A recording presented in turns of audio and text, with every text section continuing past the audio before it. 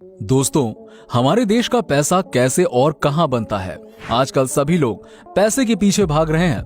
पैसा ऐसी चीज है जिसके बिना जीवन अधूरा है। आज हर काम में तो पैसे की जरूरत पड़ती है, लेकिन क्या आपको पता है कि पैसा कैसे बनता है और पैसा कहां और कैसे छपते हैं? बहुत ही कम लोगों को पता होगा कि हमारे देश में पैसे कहां और कैसे छपते हैं। दोस्तों, नोट बनाने के लिए सबसे पहले उस नोट का पेपर तैयार किया जाता है, और ये कोई आम कागज नहीं होता है जिसपे हम लिखते हैं या यूज करते हैं। इस खास किस्म के कागज को बनाने के लिए कॉटन का उपयोग किया जाता है। सबसे पहले कॉटन के बड़े बड़े बंडलों को मशीन के द्वारा लाया जाता है। फिर उन सभी कॉटन के बंडलों को खोलकर ग्राइंडिंग मशीन में डाल दिया जाता है। कुछ देर बाद बेंडिंग मशीन के कॉटन मैश होकर एक बड़े से टब में गिरता है। इस टब में पहले से ही कागज और पानी का पल्प बना होता है। इसमें कॉटन को मिक्स करने के कारण पेपर की स्ट्रेंथ काफी बढ़ जाती है, जिससे नोट की लाइफ बढ़ जाती है। अच्छी तरह से कॉटन और पेपर को मिक्स किया जाता है और पानी को निकाल दिया जाता है। फिर इस मिक्स पेस्ट को रोलर मशीन में डाल दिया जाता है। वो रोलर मशीन इस पेपर को दबा दबा कर पतला कर देती है और पेपर बना देती है।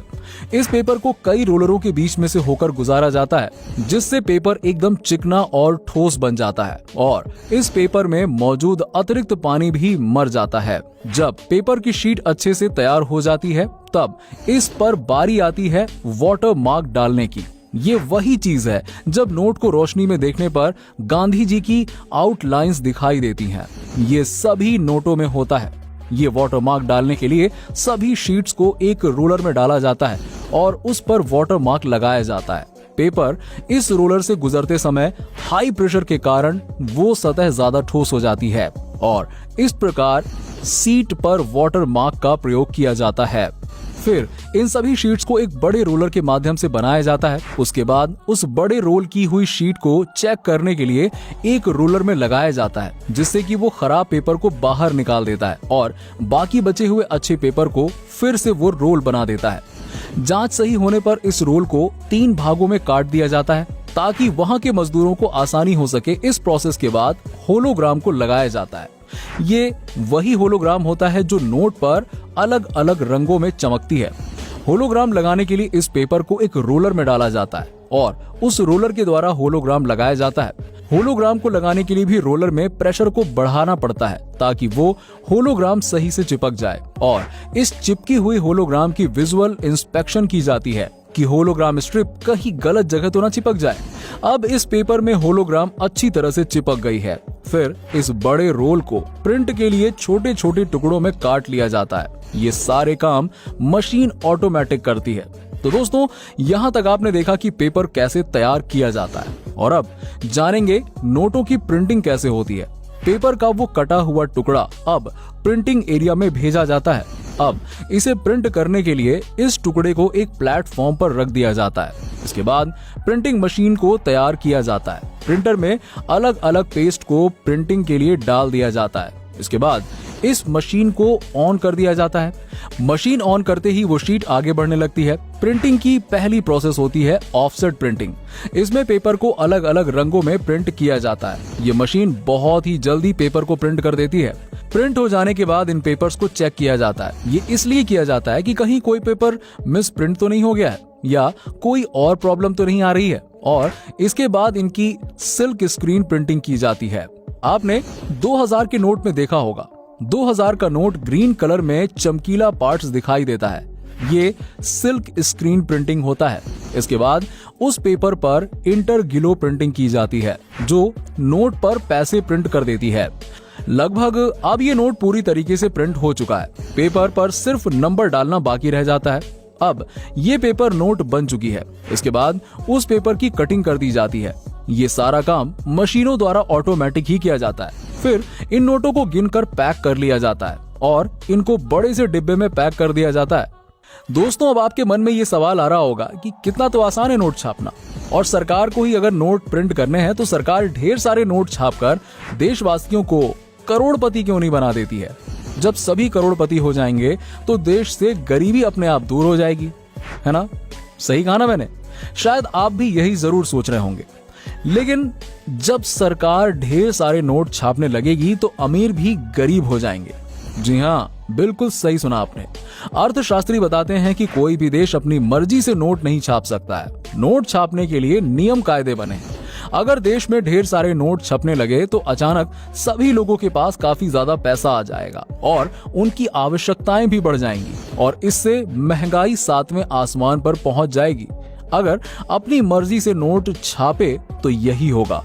इस तरह के कई मामले सामने आ चुके हैं। कुछ देश ऐसे हैं जिन्होंने नियम से ज्यादा नोट छापने की गलती की, जिसकी सजा वो आज तक भुगत रहे हैं। दक्षिण अफ्रीका में स्थित जिम्बाब्वे ने भी एक समय बहुत सारे नोट छापकर ऐसी गलती की थी। इससे वहां की करेंसी की वैल्यू इतनी गिर गई कि लोगों को ब्रेड और अंडे जैसी बुनियादी चीजें खरीदने के लिए भी थैले भर भर कर नोट दुकान पर ले जाने पड़ते थे। इसी तरह का हाल दक्षिण अमेरिकी देश वेनेजुएला का भी हो गया था। वेनेजुएला के केंद्रीय बैंक ने अर्थव्यवस्था को संभालने के लिए ढेर सारे नोट छाप डाले। इससे वहां महंगाई हर 24 घंटे में बढ़ने लगी, यानी खाने पीने की चीजों के दाम तो रोजाना डबल हो जाते थे। बाजार में रोजमर्रा के सामान मिलना बंद हो गए, यहाँ तक कि 1 लीटर दूध और अंडे खरीदने की खातिर लोगों को लाखों नोट खर्च करने पड़ रहे थे। पिछले साल यहाँ महंगाई बढ़कर 1 करोड़ फीसदी हो चुकी है। तो अब आप समझ ही गए होंगे कि आरबीआई ढेर सारे नोट क्यों नहीं छापती है, क्योंकि अगर उसने ऐसा किया तो भारत का हाल भी इन्हीं देशों की तरह हो जाएगा। ऐसे में आप अंदाजा लगा सकते हैं कि भारत सरकार नहीं चाहेगी कि ऐसे हालात हमारे यहाँ भी पैदा हों। यही वजह है कि नोटों की छपाई हर चीज को ध्यान में रखकर की जाती है। आइए आपको बताते हैं कि नोटों को छापने के नियम क्या हैं। किसी भी देश में कितने नोट छापने हैं ये उस देश की सरकार, सेंट्रल बैंक, जीडीपी, राजकोषीय घाटा और विकास दर के हिसाब से तय किया जाता है। हमारे देश में रिजर्व बैंक ये तय करती है कि कब और कितने नोट छापने हैं। बीते 1 फरवरी को बजट में सरकार ने राजकोषीय ज्यादा रहने का अनुमान लगाया है। इस घाटे को कम करने के लिए भारतीय रिजर्व बैंक से अधिक नोट छापने की उम्मीद की जा रही थी, लेकिन आरबीआई ने यह कह दिया कि बढ़ते राजकोषीय घाटे को पूरा करने के लिए केंद्रीय बैंक की अधिक नोट छापने की कोई योजना नहीं है। नोट की छपाई मिनिमम रिजर्व सिस्टम के आधार पर तय की जाती है। ये प्रणाली भारत में 1957 से लागू है। इसके अनुसार आरबीआई को ये अधिकार है कि वो आरबीआई फंड में कम से कम 200 करोड़ रुपए मूल्य की संपत्ति अपने पास हर समय रखे। इतनी संपत्ति रखने के बाद आरबीआई सरकार की सहमति से जरूरत के हिसाब से नोट छाप सकती है। भारत में नोटों की छपाई 4 प्रेस में होती है। महाराष्ट्र के नासिक, मध्य प्रदेश के देवास प्रेस में नोट छापे जाते हैं। सुरक्षा प्रिंटिंग और minting corporation of India limited की देखरेख में यहाँ नोटों की छपाई का काम किया जाता है। इसके अलावा 2 अन्य प्रेस कर्नाटक के मैसूर में और पश्चिम बंगाल के सलबोनी में स्थित है। आरबीआई नोट मुद्रण प्राइवेट लिमिटेड के स्वामित्व में यहाँ नोट की छपाई का काम होता है। इसके अलावा मुंबई, कोलकाता, हैदराबाद और नोएडा में सिक्के ढालने का काम किया जाता है। मध्य प्रदेश के होशंगाबाद में सरकार द्वारा संचालित एक सुरक्षा पेपर मिल है। यहीं से भारत की सभी 4 प्रेसों के लिए नोट बनने में इस्तेमाल होने वाली विशेष मुद्रा कागज की आपूर्ति की जाती है। इसके अलावा काफी मात्रा में इन कागज का दूसरे देश में भी आयात किया जाता है। नोट छापने के लिए ऑफसेट स्याही का निर्माण मध्य प्रदेश के देवास स्थित बैंक नोट प्रेस में होता है, जबकि नोट पर जो उभरी हुई छपाई नजर आती है उसकी स्याही सिक्किम में स्थित स्विस फर्म की यूनिट सिक्पा में बनाई जाती है। आरबीआई 1 रुपए के नोट को छोड़ सभी करेंसी नोट को प्रिंट करती है। अपनी वार्षिक रिपोर्ट में आरबीआई ने कहा कि 200 रुपए के एक नोट को छापने पर 2.93 रुपए खर्च होते हैं। वहीं 500 रुपए की प्रिंटिंग पर कॉस्ट 2.94 रुपए और 2000 रुपए की लागत 3.54 रुपए बैठती है। आरबीआई द्वारा जारी आंकड़ों के मुताबिक वित्त वर्ष 2019 में देश में नोटों का सर्कुलेशन 21.1 लाख करोड़ रुपए रहा है। वित्त वर्ष में 2018 में नोटों का सर्कुलेशन 18.03 लाख करोड़ रुपए था।